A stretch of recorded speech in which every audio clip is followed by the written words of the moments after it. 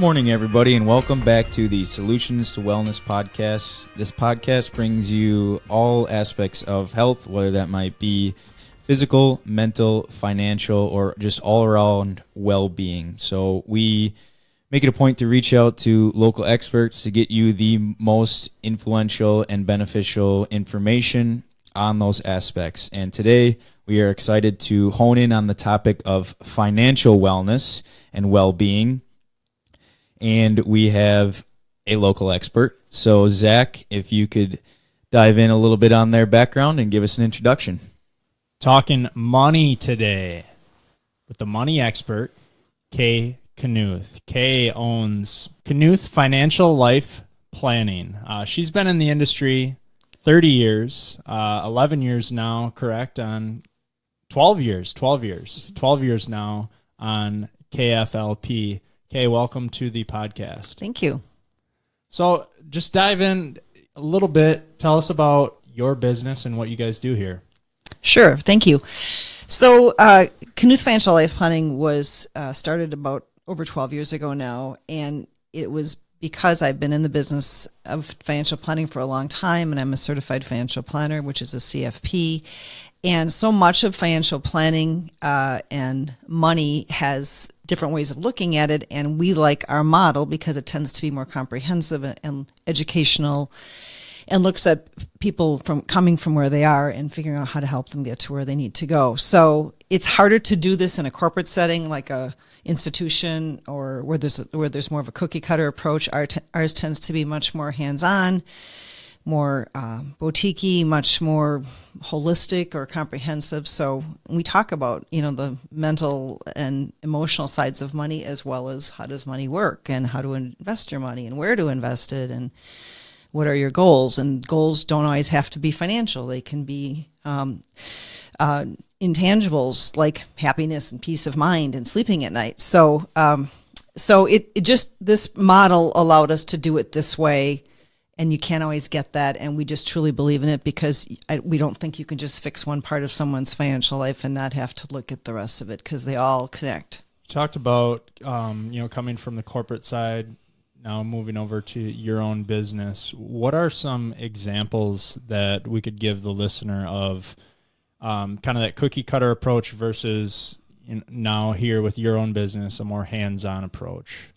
Sure. It's a really good question. I think the biggest thing is having the time that needs to be taken to address people's needs and to find out about them. We take the time that we need to get to know our clients, their families, their opinions.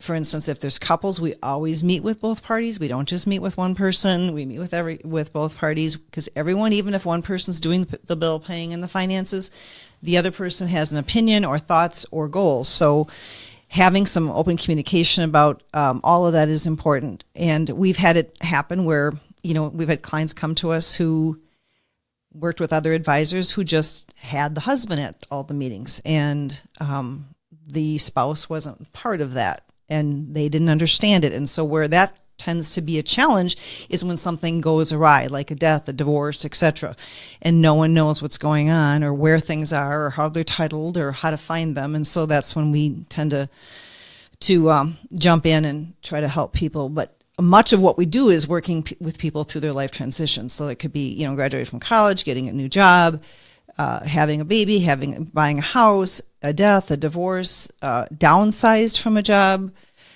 estate planning when someone passes, and all the things that are needed. So to be able to do that is really, really huge. So another example would be we had a situation where a spouse died and titling and things were not done well for those accounts. And the spouse at the time, they weren't clients at the time, but the spouse who died thought he had it all figured out, and thought he had it titled well, and thought he had everything in place, and he kind of died fairly quickly. And we have been working with that widow for about 8 months now to undo and unravel and find out where money is and be able to get it back to where it needs to go.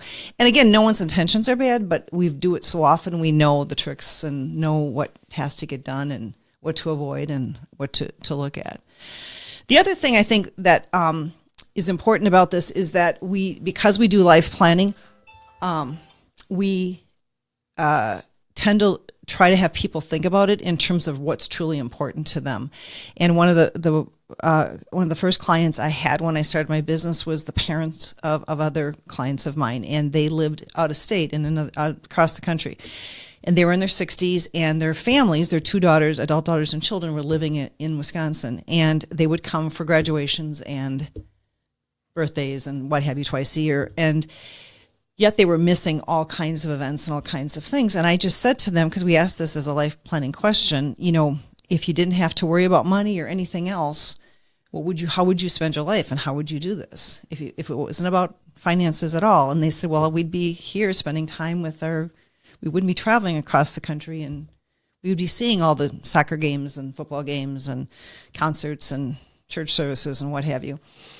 And I met with them on a Monday, and by Wednesday, they had purchased a house in Appleton, and by Thursday, they had sold both of their properties in another state, and by 3 weeks later, they moved to Appleton. And they were... families were thrilled. They got to spend more time together, and that has nothing to do with money. That has to do with emotion. But we had to ask the questions, because if you know what you really want out of this life, that drives the finances, if you can really do that. The sad part of that is those two people probably died within 10 years of being here. Both parents got sick separately, but the family was so grateful that they were here and could get the best care for them and could be part of that process and not be traveling back and forth. So there's a lot of full circle things that go on in our situations. Yeah, if we could go take a few back steps and talk about where all this kind of began for you and where you really found your passion for diving into helping people like this. Well, that's an interesting question.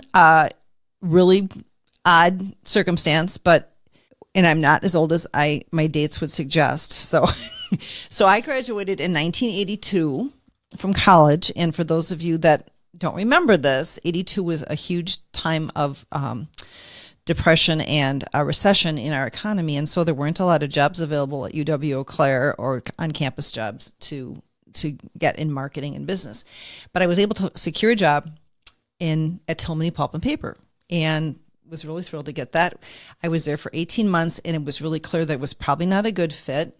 Again, it was probably, that industry is a little antiquated. And I knew that it wasn't probably the best, but I learned the paper industry living in the Valley. And I thought, I just have to quit. And I had saved my money so I could quit, which, that's what I've known to do.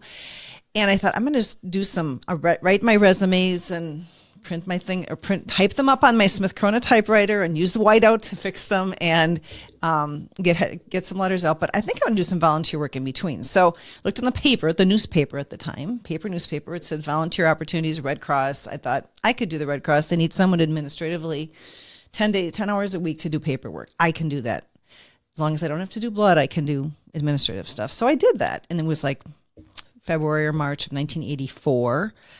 And I did that. And in April of 1984, a huge tornado hit Appleton. And 40 families were displaced. One person died. And the Red Cross is in charge of disasters. So I went from volunteering 10 hours a week to 60 hours a week. And then you're getting mattresses, you're getting gift certificates, you're getting refrigerators, you're sitting down with families to see what they need, you're getting people to send in money. And the chairman of the board of the Red Cross at the time went to the director and said, who's this Case Stahoviak person who keeps signing my name to her letters? And he came up to me and he said, how would you like to become a financial planner? And I said, what's a financial planner? Financial planning is only like 45 years old. So he explained, it's like sitting down with people and finding out what they need and filling the gaps. And I started getting licensed, and the company was IDS at the time, and I started by fall of that year, and I've been doing it ever since.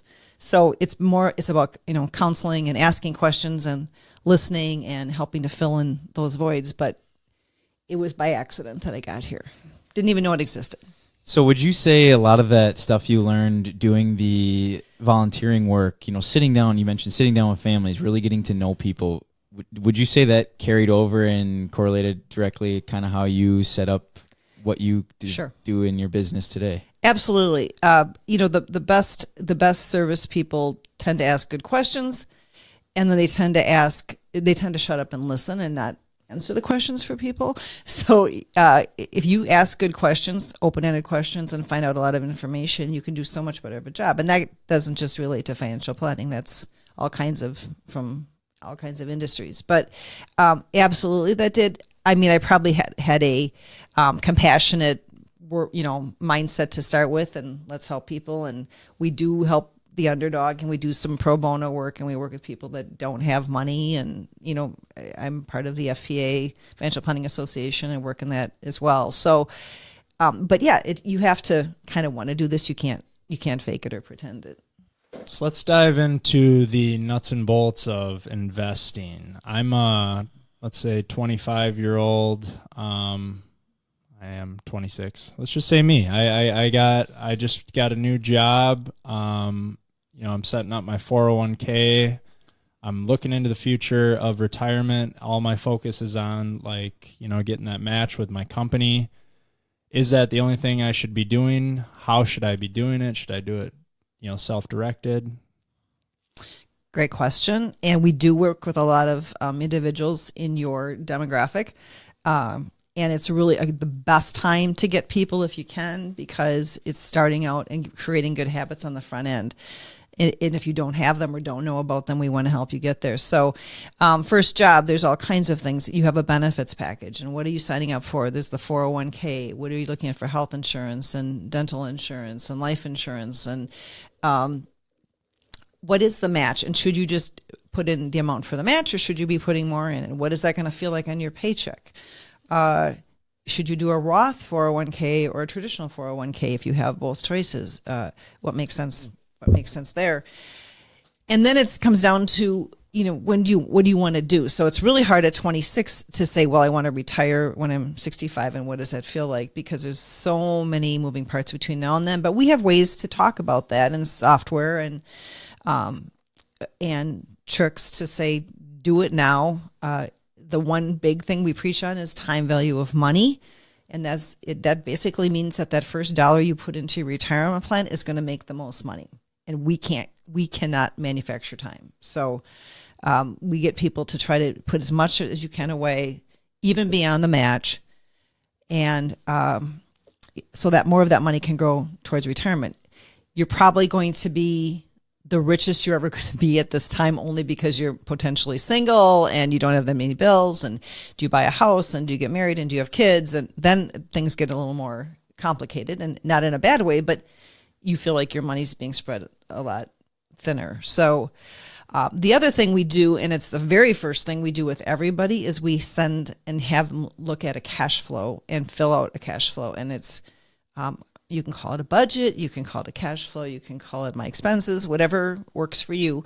But it is the most telling tool and helpful tool for us as advisors, as well as for the client, because they know then what it is they spend their money on a given month.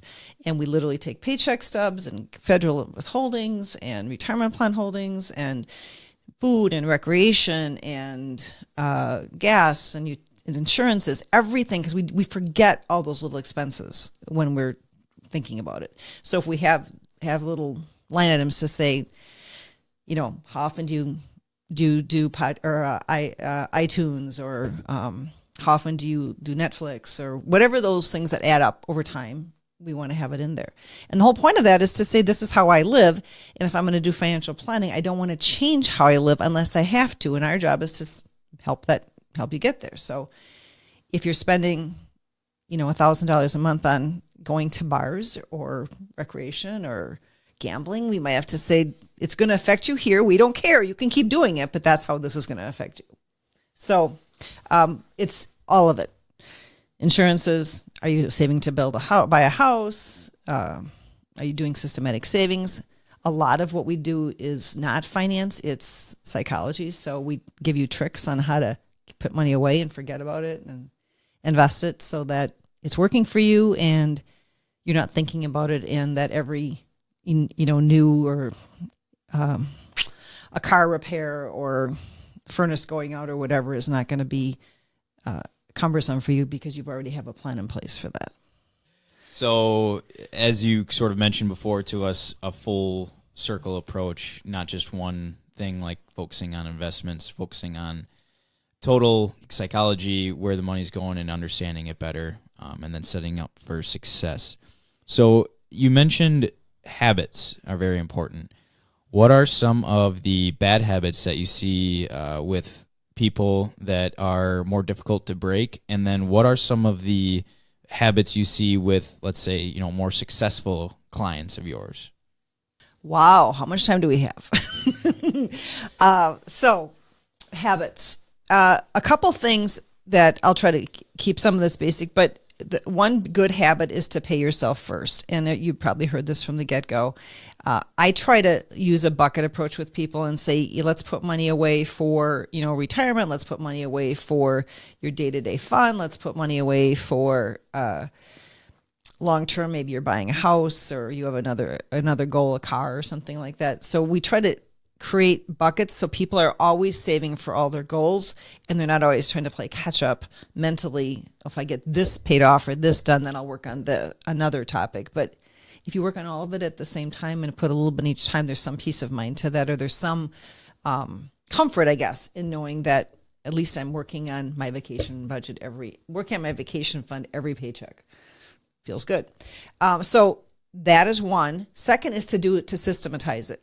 So anything you can do in this generation is really good at that. So systematizing things so that you automatically are taking money away from your checkbook or checking account or whatever it might be, and it's going into the place it needs to be automatically, and you're not thinking about it. And we literally help you figure that out. What dates make sense, and where should it go, and should you create other buckets to put that in? The third thing is to put away more than you think you can afford. And that's probably the biggest psychological piece in terms of a habit. So if you're going to we'll use the 401k as the example, but you're going to put 3% away into your retirement plan, I would push you based on your cash flow and what your needs are to say, well, what if you did 6% or what if you did 8%? What would that feel like? And we'd do the math to say, this is how much would come out of your check if you did that. And that first paycheck that has 8% coming out is going to feel different than the one the month before. But in a month or two, you're going to figure out if 8% is too much for you, or if you're going to be eating gruel instead of steaks, and how much of an impact that's going to be. And at the end of a month or two or three, you can say, gee, I can do this, or you can say, no, I have to come down. I have to go down to 6. If you reverse that process and start with 3 and say, I'll try this for a month, and then I'll go up to 4 in a couple of months, and then I'll go up to 5 in a couple of months. A, it never happens. B, you have to adjust to those increases every time you do that. When you take the larger number and just rip the Band-Aid off and figure it out, it's a one-shot, one-time deal. And going down is always less painful than going up. So big habit is to save more than you think you can afford and see what it feels like, and then come down if you need to. That's day-to-day habits. I think the other, when you look at people that are successful, the ones that are financially successful, they do save on a regular basis, and they have different types of investments, and they're diversified. But also they respect money, and it's not a means to an end for them. Probably the biggest challenge we face with people that are financially successful sometimes is thinking that the money's it can be a crutch to solve things, to buy love, to make your kids happy, to feel good about giving. And so sometimes so much is given that it's not good for the giver, and it's certainly not good for the recipient. So we really encourage our clients to start very young with children, and not even adults, like 3, 4, 5, 6. You can start doing financial concepts with kids and start them having to understand how it works. When children are in adulthood and they don't know how to manage money, or don't know what a credit score is, or don't know how much their utility bill is because someone's been doing it for them all this time, it's a huge tragedy and travesty for them, because in some cases you can't even get a loan because you don't have it's either a bad credit score or no credit score. And money, we teach our kids to read, we teach our children math, we teach our children manners, but we don't ever teach financial planning. So, and we do those things for many years. We do reading to children in utero, and we read it with them and do English with them for years. But same with math and sports and those types of things. And manners go on forever. You're teaching manners all the time as a parent. But when it comes to finances and what does a checking account look like, and how does that look, and how does my credit card work, and all of that, we don't get to do that as well. And it's a society thing. It's not. I'm not pointing fingers at people. It's our society in general, and we really just like to be on that soapbox to say we want to help make a difference because it's better for everybody. And it's very empowering. It's really empowering when you can pay your own bills and know what you have and why it's there, and know you have the money you need it when you need it. Our last or 2 shows ago, we interviewed a real estate investor, and he said the same exact thing. You know, we're educating kids on all these different things, which is great, but we don't talk about money. So I don't think it's ironic that you mentioned the same thing too.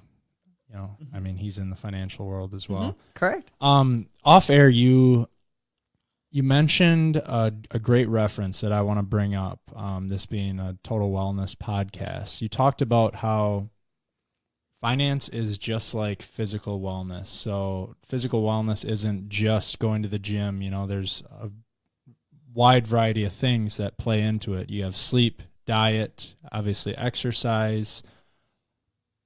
Most people in the financial side, they focus on, you know, the money, how much am I making in my paycheck, and, you know, then the 401k, how am I investing it, right?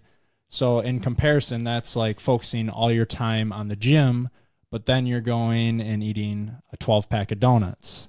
Yep.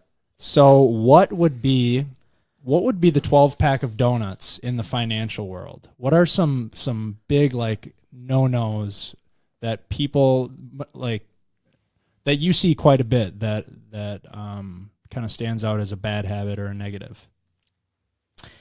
Okay, and how much time do I have? All right. So I think some of the no-nos, and it's again, I feel I shouldn't say no-nos because so many times it's a function of education and experience. And if no one's had that time to get educated and understand what impact things have, it's huge. So when you look at it as an example of investments in general, people think because they're saving money in a 401k plan because they have one at work, which I applaud at the highest level, they think they're set for retirement. And the reality is retirement is going to require statistically a 401k plan, your Social Security, some other savings, maybe a part-time job. That is what we are seeing today. And the math of retiring is much bigger than people know. So people think, well, I'll just do my 401k plan and I'll be set, and then I'll spend the rest of my money on cars and trips and what have you. And so having the time to take to say, what do I need to save to make sure it's good is a big thing.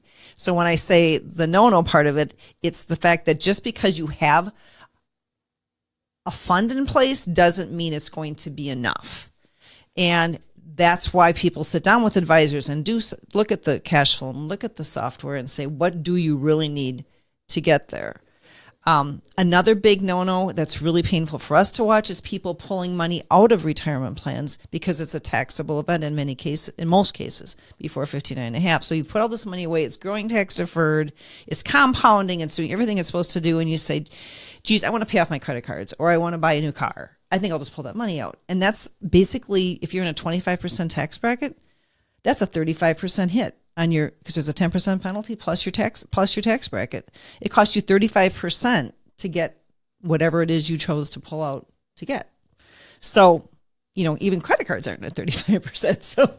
So people don't realize that. Other no-nos that I would say is to save for events, good and bad events. So save for vacations and save for home maintenance.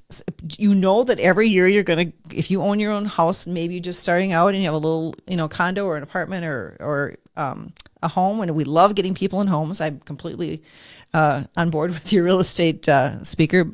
We love that equity side. But, putting money aside for that process, for getting a home, and then putting money aside to maintain that home.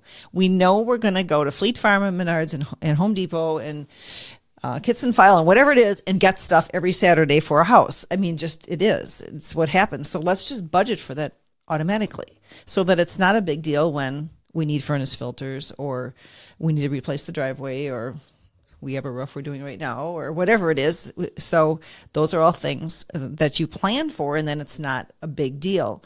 But to think that it's not going to happen or we're not, going on a trip, we want to have vacations. We really push people to take time and have fun and go out to eat and go to the PAC and have vacations. But let's put money away in advance because we know we want to do that. Let's not have it be cumbersome to our credit card or to our cash flow or our liquidity because we didn't plan for it.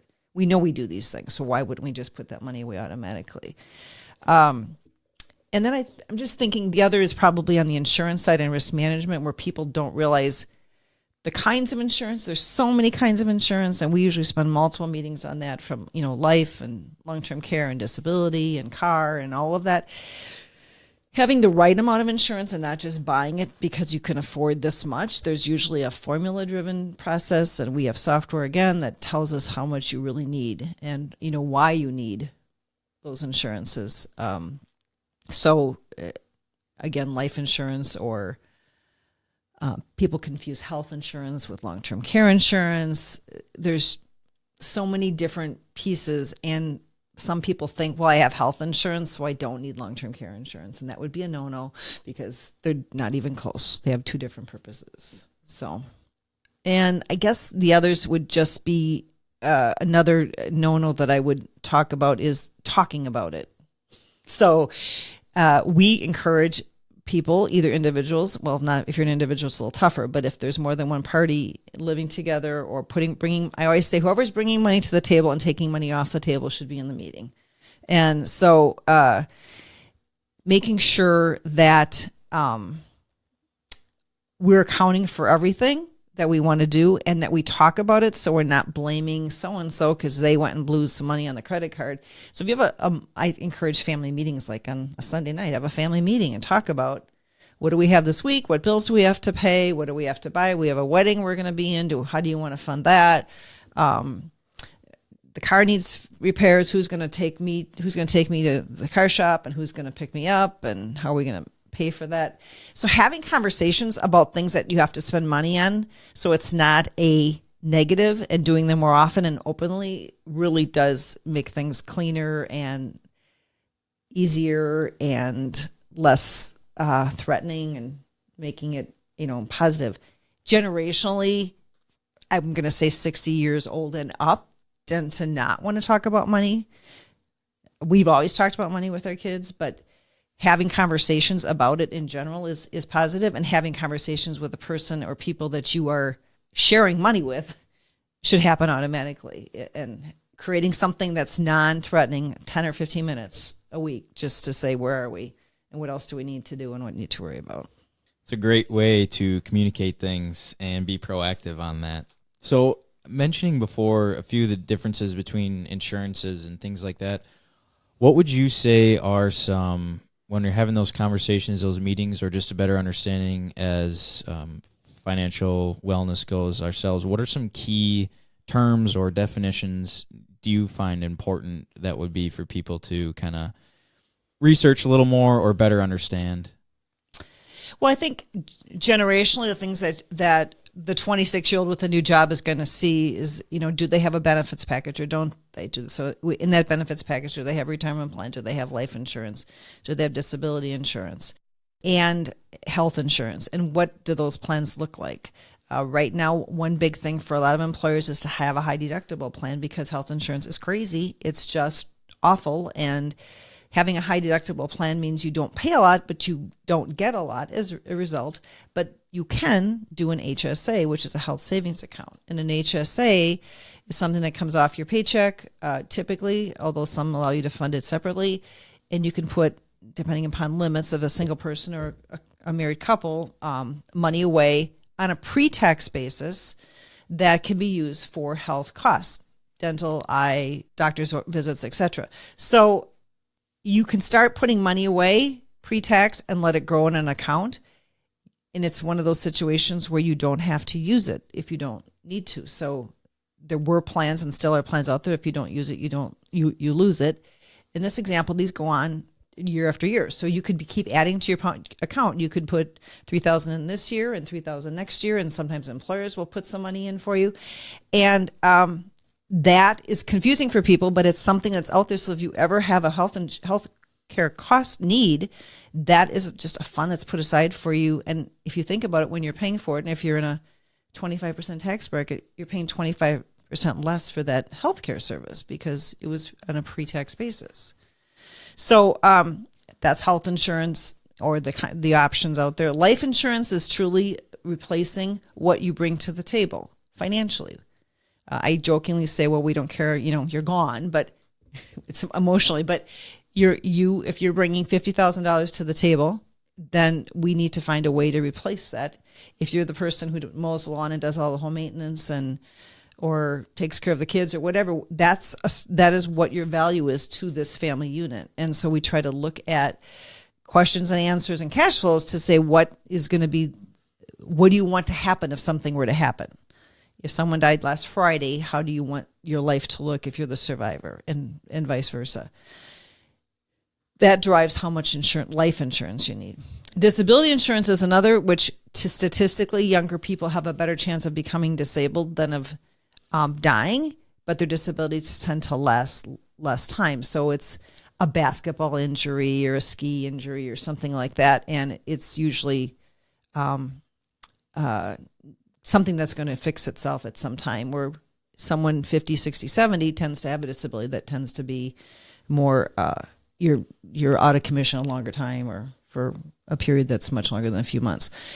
So disability insurance is important if you don't have it, because if you don't have insurance, you still have bills. Even life goes on. You still cost us money. You still eat. You still drive a car, or someone drives you around in a car, or what have you. So if you don't have disability insurance at your company, it's sometimes worth going out to see if you can get it privately. And disability insurance is not easy to get because if you have bad habits, or if you do motorcycle racing or hand gliding or things that would cause you to become disabled, they don't look at that as favorably as not that you can't get insurance, but it tends to be things that they look at. Disability insurance underwriters are looking at you becoming disabled and the chance of you becoming disabled. Life insurance underwriters looking at the chance of you dying. So there's two different ways of viewing that from an underwriter's perspective. Auto insurance, making sure that, and we don't sell commercial or property and casualty insurance, but work with others who do, and making sure you have the right balance of coverage. So if you have a really old car, you may not need to have all the bells and whistles, but if you do, and how are you driving it, and how are you what town are you in or city are you in, and vandalism and theft and those types of things will have an impact as well on those types of insurances. The other is renter's insurance. Having renter's insurance, it's $100 a year, roughly. So just having insurance so that the contents of wherever you're living, if you're renting, is going to be covered at some level, and you can work with the insurance agent on what makes sense for you. But people forget about that. What's your take on debt, assets, liabilities, financing a house, car, boat? So I'm not anti-debt, but I'm not encouraging people to go out and risk life and limb to mortgage everything. Done well and used well and being educated allows you to leverage. If you have a mortgage and your interest rate on your mortgage is low, and if you are able to deduct it, depending upon the new tax laws, you may or may not be able to deduct that, or it might already fall within the exclusion. There's benefit to being able to get cheap money, a car loan for 1% or 2%, or a home for 3 or 4%, and using your other money with proper guidance in investing it so that it could potentially over the long term make more than 1 or 2 or 3%.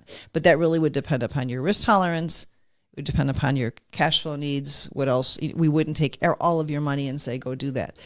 But just to crank up debt for the sake of doing is probably not a good idea.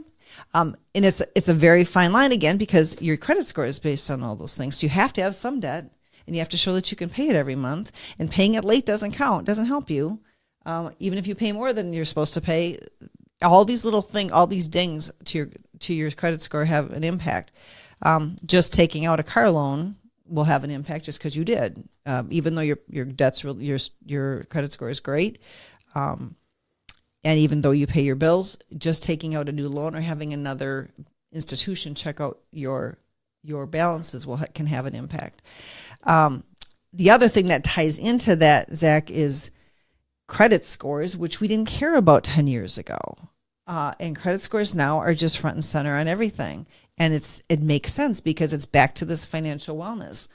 You need credit scores to get a loan. You need credit scores to get a job. Sometimes they look at your credit score.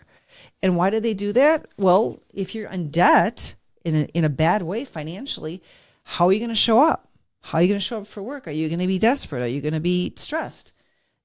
That can happen. And if you are in a financial services industry, when I started in this industry, how many years ago, as we already heard, I had to give them a balance sheet and show them what I had. And I was, 22 years old or 24 years old. So people who are working with other people want to know that they're financially in a good place. Maybe not know their numbers, but they know that they pay their bills. They get paid. They pay their bills. They don't have bad judgment, because that will impact things. It'll impact how you show up. It'll impact in a relationship. It'll impact your mind. And so, just as you guys talk about, being holistic and comprehensive on the fitness side, the same holds true on the finance side. Because if you're concerned about money all the time and don't know how the next mortgage or rent payment's going to be made, you are not going to be in a good place mentally to do other stuff, usually. So that's important. So that kind of answers a topic that Zach and I discuss quite often, of when you hear people say, I took out this loan on this thing because I'm trying to build my credit. I've got this ridiculous loan. But, I mean, you sort of mentioned already, but if it makes sense to do it in your financial state, then yes, but otherwise. So, I mean, it's a good question, because, again, like I said, 10 years ago, people didn't care about credit scores, but now they do. They ask what your credit score is. And it probably came mostly out of the whole recession of 2008 and 7, 8, and 9, where people were overindulgent and overcommitted and all of those things. And financial institutions let them be. So it was a team event at the time. But now, just being able to have a credit card that you just try out, perhaps a college student having a small balance, a $500 limit, and they start to pay for gas and they start to pay for coffee or whatever it is, and they pay their bill every month, they're starting to build a credit score for themselves. And so then when they do want to buy a car or rent an apartment or get a house, there's some other things to fall back on. And we probably didn't think about that as much years ago, and now it's important because finances play a key role to all that. So with the current economy growing and unemployment at all-time lows and all this, I read a recent article saying that I forget the statistic on how much we are, but we're mainly a credit economy. It was over 65 or 70%, I want to say. How do you think that affects just our society and things like that in our economy, as far as you can mortgage your house and then put your new couch on that mortgage, and we're just a heavily credited society. What's your take on all that? Well, again, as I said earlier, I'm not a huge lover of a lot of debt. I think you having some debt, everything in moderation. So, yes, you can have a glass of beer, but you don't want to have a 12-pack after you work out. And the same would hold true that you don't want to abuse it. And it's easy to abuse, and it's really a challenge because currency by itself is no longer, it's becoming less of a thing. People don't use checks anymore. It's all cards and plastic and Venmo. And So when you don't see or feel anything, it's like, it's like gaming as well. I mean, that's another whole topic, but when you're not actually in it and you're just seeing it and not feeling it, you don't realize it. So if I don't put money away every month, I'm as guilty as anybody else. I can spend the money and justify it for you and tell you why it made sense. But if I do put the money away every month and pay off the debt every month and not have debt be driving my entire financial statement and having my monthly cash flow be driven by how much I have to pay off or who I have to pay off, that's huge. I mean, there's just, I can't tell you, but there's just statistics on how being money and finances can be the root of all evil. It's an old saying, but between people, between couples, between families, just looking at it the wrong way or doing it the wrong way or not being smart about it and not being balanced about it, just like you would with a workout or a diet or anything else, having some debt but not having a bunch. And but as a nation and as a society, it is scary for us to think about, because one of the reasons we want to have people more educated is to help turn that process so that they know why it doesn't make sense. And there's people that also just pay cash for things all the time, and that's not all bad. But then you still have to have cash to live at some point. So if you spend all your money on your investment or on your bills, but you never put money aside to save for those other things, that doesn't help you either. So it's, again, balance. What makes the most sense based upon your own goals? All right. So we've mentioned a lot of different great resources in this podcast. Are there some other resources? Are there some on your website and anywhere else that people could look into and you recommend? Well, I would try to find what makes the most sense for you. On our website, we have a library, and there we have a sample cash flow that you can use, and we have a sample checklist of goals. That checklist is common things that people think about, be it saving for retirement or saving for children's education or getting a financial plan or looking at their estate plan. So that checklist is there more to trigger what is important to you if you hadn't thought about it. There's another piece in there called Life Questions, and that really talks about what is important to you in your life. And that it's a deep questionnaire, and it's not something you have to share with us, but the answers too, but it really drives where you want to be and what you want out of this life. And then the finances wrap themselves around that. So in the more that you can not have money drive you and you can drive the money, it just is much healthier. There's classes you can take, and there's books. Part of the challenge I find is just being able to find the right combination of resources that meets the client's needs. So if one person's telling you to never take out a credit card and one person's telling you to use credit all the time, it's always an extreme. It can be an extreme, and it's so dependent on everyone's situation. Everybody is different. And if their numbers aren't different, their psyche's different and their life experience is different. And what's important to them and how they were raised with money is different. So anything you do get, I would just take in moderation. And if we have questions, we love to share and get opinions or find the right fit as an advisor is another big piece. Having whomever it is you're working with be good from a chemistry and question and information and suggestions that they give you. If that all makes sense, great. But if something's not clicking, it should really flow. And if it's not, I tell people don't do it, because it's a really personal thing. Well, that's great. Where can some of our listeners find you as far as social media or email or website? So we do have a Facebook page at Knuth Financial Life Planning, and we also have a website called knuthflp.com. We are in Appleton and visible on Law Street. So a lot of people have noticed that we just moved to a new space about a year ago and have a lot more traffic of people just realizing that we're here now. So, and then just the whole idea that people just call in and have questions, and we just try to find out what the best fit is going to be for them. And it may not be us. It may be somebody else, and that's not a bad thing. We want people to have the right resources for them and be able to answer the questions they need answered in a way that they can understand it and are not intimidated or fearful or afraid to ask. So, well, that's great. Take advantage of that, everybody.